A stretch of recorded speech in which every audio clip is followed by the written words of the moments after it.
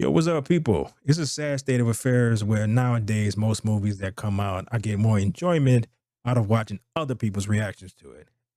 When I first saw the trailer for Ghostbusters Frozen Empire, I was interested, but it was more the interested of, yeah, I'll get to that later when it comes out, kind of like what Afterlife was. And I watched that one time, and that was enough for me. It wasn't bad, but it was just kind of Oh, the critical drinker decided to drop his review, I guess, of it. So I thought I'd check it out, see how, see how it is. He's a pretty funny dude, so this should be very entertaining, probably much more so than the actual movie. All right, let's get into it.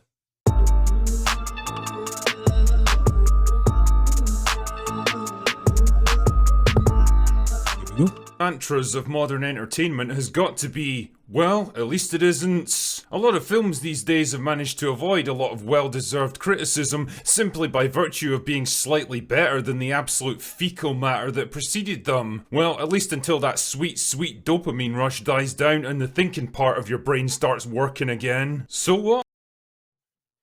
That is so true. If The Force Awakens was a tedious, unimaginative rehash of A New Hope? Which they had the ideas of what could have been a good story. It's like they just didn't do it. Like they're like 30 years of books that they could have chose to, but they decided to go with this. And yeah, you got something that I was excited about when it first came out, but then I realized it's kind of like, eh. With most of the brains and personality sucked out of it, at least it wasn't the prequels. So what if Prey I was actually a like the dumb, prequels. pedestrian, unbelievable attempt to milk a dead franchise with a comically incompetent antagonist and a main character that was only one step above the tediously predictable girl bosses that are slowly stomping every major franchise into oblivion? What the hell, at least it wasn't The Predator. Ghostbusters Afterlife was an utterly shameless cash grab coasting on pure nostalgia bait and key jangling that completely abandoned the sharp, dry humour of the original and had nothing even resembling an original story. Well, at least it wasn't Ghostbusters 2016, am I right? And the thing is, I'm not excluding myself from this crap either, because I completely bought into the bullshit just as much as anyone else, and even gave the film a mildly positive review back in the day. But just like waking up from a 2-day bender with the world's worst hangover and a dead body on your bedroom floor, time and space have allowed me to see that film for exactly what it was. So I wasn't exactly thrilled at the prospect of Frozen Empire, another Ghostbusters movie, once again centering around a bunch of asshole teenagers that I don't give a shit about, while the original cast look on with the kind of strained good humour of Chris Hemsworth in Love and Thunder. Jesus, we waited like 30 years for a proper sequel to the second movie, and now they're churning out these low-effort knockoffs quicker than Marvel can crap out Disney Plus shows. All right. If you want a proper sequel to the Ghostbusters, the first two movies, then that's the Ghostbusters game. You should go out and get it. It's backwards compatible on Xbox, and I think it was written by Harold Ramis. So that is the closest you're going to ever get to Ghostbusters 3. None of this other stuff is kind of, I look at it like it's not canon. It's like, but if you actually want a good story, go check that out. What you play is a recruit. Like you're a recruit to like a new recruit to the Ghostbusters. They have all the actors in it, I think. I'm not exactly sure. I don't think Bill Murray's in it, but they got everybody else as far as I remember, and it's actually really good. So I guess if you want a sequel to 1 and 2, go get that game. Anyway, I digress. So let's start by answering a few simple questions, shall we? Is Frozen Empire better than Ghostbusters 2016? Yes. Is it better than Afterlife? Yes. Is it actually a good movie though? No. No, it isn't. I mean, it's definitely a step up from its predecessor in the sense that it actually tells a somewhat original story instead of just rehashing the first film beat for beat. It also gives the original cast a little bit more to do, rather than just showing up in the finale with absolutely zero explanation. And it once again brings the Ghostbusters back to their home in New York City, instead of setting the action in a fucking cornfield in the middle of nowhere. That's nice and all, but I think that was probably more to do with the actual budget for that thing than anything else. Because after 2016, I seriously doubt Sony was like, All right, we're gonna let you do another one, and you are Ivan Reitman's son. So here's a little bit of money. Go in the middle of no place where you have to build no sets or anything like that, and go for it. And if we make money, awesome. So I'm thinking that's what that was about. So yeah, I guess it made enough money where they gave him a little bit more for this one. But the film is ultimately let down by a generic villain that makes absolutely no impression at all, chronically unfunny jokes that fall flatter than Zendaya's chest, and a cast that's so overstuffed that none of them get the development they badly needs. In short, Okay, that was wrong.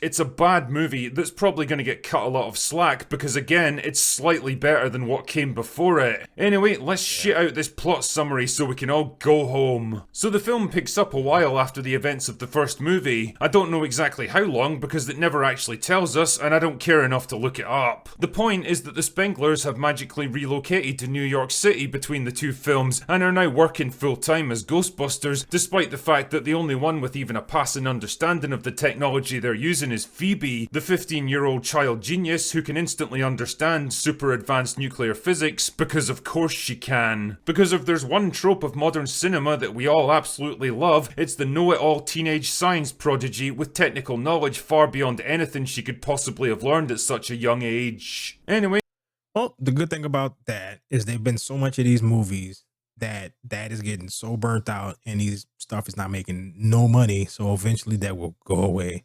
And I think we have to get through this little cycle of everything that was uh, greenlit 2 and 3 years ago that they still have to make because they put money up, like the Acolyte. Like the Acolyte looked like something that was completely greenlit 3 years ago. So I, uh, I'm not black pilled. I can kind of see a little bit of light on the horizon. So the team get into trouble with the mayor because it turns out that driving down a crowded street in the middle of New York City, indiscriminately firing particle beam weapons isn't the safest way to get around.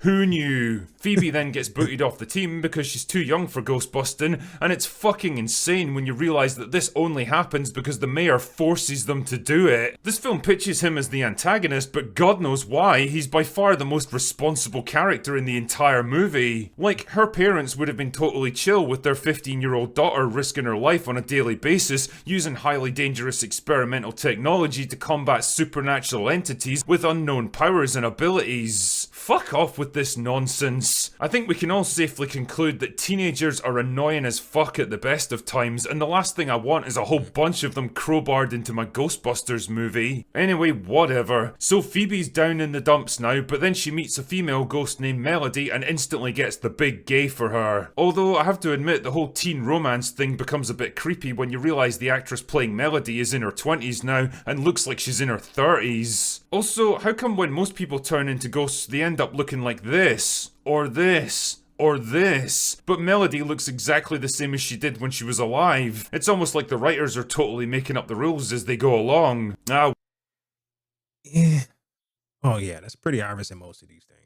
Whatever, who cares? Meanwhile, problems are brewing at Ghostbusters HQ because the containment system's been storing ghosts for 40 years now and is in danger of overloads. And while all this is going on, Ray inherits a magical bullshit MacGuffin ball that actually contains the trapped spirit of an ancient demon god that can control other ghosts and freeze the entire world if it gets released. Wow, that's...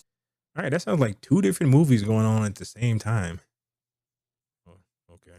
Sounds bad. Sure hope none of the characters do anything totally stupid that causes it to get released. So then Phoebe does something totally stupid by turning herself into a ghost so she can scissor with Melody or something, but that allows the demon thing to possess her physical body and release it from its prison, and then it freezes the entirety of New York City. So the Ghostbusters, old and new, have to Alright, how does... Oh, I guess you gotta see the movie to see how that happens. work together to defeat the demon thing and save New York, and then everything goes back to normal despite all of the major characters being literally frozen solid, which I'm pretty sure would be fatal, but whatever. And that's it, that's the plot for Frozen Empire. If I had to pin down the single biggest problem with this movie, I'd say that it's just got way too much shit going on. There's too many subplots, too many different story branches, and way too many characters. The original movie worked so well because it had a tight, well-written cast who complemented and sparked off each other perfectly. Aside from the 4 Ghostbusters, the only significant players were Dana Barrett, Lewis Tully, and Walter Peck. And that's a grand total of 7 characters. And even then, Peck was marginal because he was just there to fuck things up. As a result, you got a lot more time to get to know everyone. They all had a purpose in the story and they felt like they belonged. Yeah, this was the scientist. So these two were the scientists. Bill Murray's Spangler was the bullshit artist to sell everything. And Ernie Hudson was the everyman. He was everybody who would come into this situation and just like, what the hell is going on? So that's the character that he played. So everyone had a specific goal and they had a reason for them to be in there. So as he says, it was a very well written script because nobody was just there just to be there. So everybody had a purpose. So it sounded like in this movie, there's so many people that you get a bunch of people who don't have a purpose.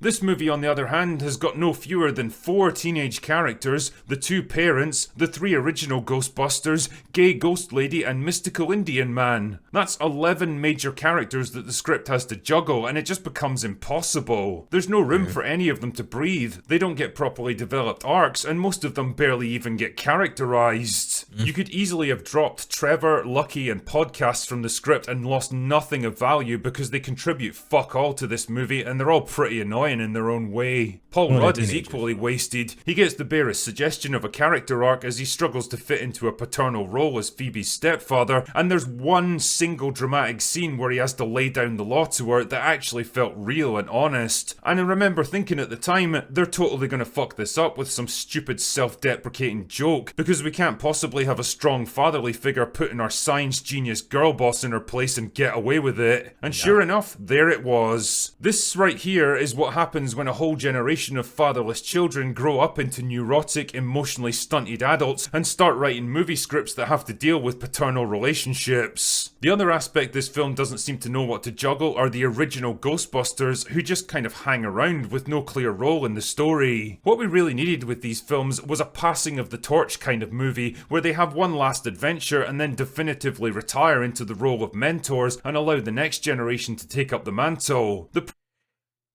Which has basically been the case for pretty much all of these reboots, where it's like Star Wars and all this other stuff is kind of the same thing, where the writers was in such a hurry to get to just basically take over the love of whatever the IP is for their newly created characters.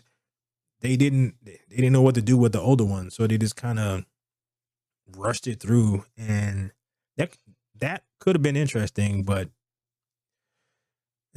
yeah. The problem is that we've never had this, and after 2 movies of them just kind of showing up whenever we need a nostalgia hit, it feels like it's too late to actually implement it. There's one single solitary scene between Ray and Winston where they talk about getting old and what to do with the time they have left, and it's great for what it is, but in isolation it doesn't amount to anything because it doesn't factor into a larger character arc. It's just thrown in there like so many other things in this film, including the gags. The original Ghostbusters is a film that can still make me laugh even today. So much of the humour was perfectly written, surprisingly dry and understated, perfectly timed and expertly delivered. It worked because it was smart as well as funny, and it expected the audience to be equally smart to keep up. Frozen Empire, on the other hand, falls squarely into the Marvel style of joke delivery, pitching its gags at preschooler level and then refusing to move beyond it. And well, it just becomes kinda depressing when you look at where we were and where we are now. Ultimately, Frozen Empire sits in that weird middle ground of the Ghostbusters franchise, not as obviously offensive to human dignity as the 2016 movie, or as shamelessly opportunistic as Afterlife, but just kind of blandly boring and forgettable. A movie that seems to have arrived with little fanfare, trying to cater to an audience that doesn't seem particularly excited for it, but trading on the brand name just enough that it's probably going to make money. I'm willing to bet the studio have got like 5 more of these things planned, with a young cast that can spin this franchise out for decades, but I'd be lying if I said I was interested in joining them for the rides. I hate to say it, but busting doesn't make me feel good anymore. Anyway, that's all I've got for today. Go away now. Mm. That's pretty interesting. Actually, it was more insightful than funny. Um, a lot of these movies are products of their time. Like they're 80s movies, 90s movies, or whatever. The people who wrote them grew up in the 50s and the 60s and all that other stuff.